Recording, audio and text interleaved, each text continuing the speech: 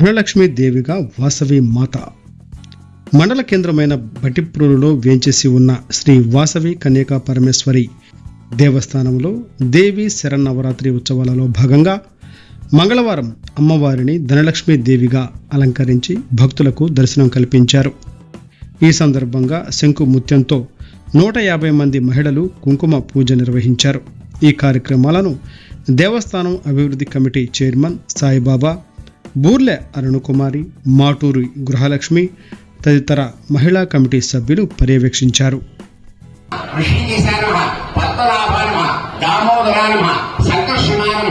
వాసుదేవాయ నమః, ప్రత్యుంగాయ నమః, అనిరుద్ధాయ నమః, పురుషోత్తమాయ నమః, అధోక్షయాయ నమః, నారసింహాయ నమః, అచ్యుతాయ నమః, జనార్దనాయ నమః, ఉపేంద్రాయ నమః, హరయే నమః, శ్రీ కృష్ణాయ నమః.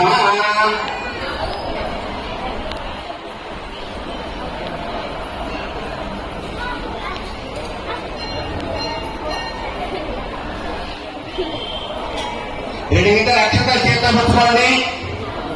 ఓం దేవీం మాతమజనంత దేవాస్తాం విశ్వరూప ప్రసరోడంతి సాంగమంగే సమర్తుందహానాథే నర్వాగస్మానోపాస్ముష్టైతో అక్షతలు విఘ్నేశ దగ్గర నమస్కారం చేయండి.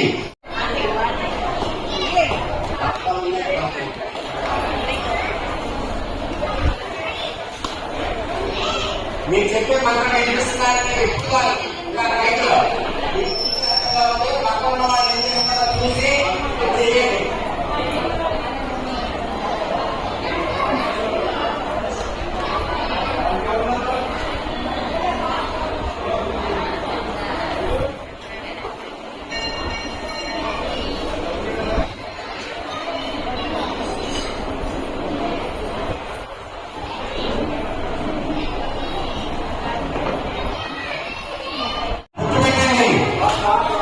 పసుపు వినాయకుడిని కలపాలను పెట్టి అమ్మవారి ముందు పెట్టి కొట్టుకెళ్ళండి.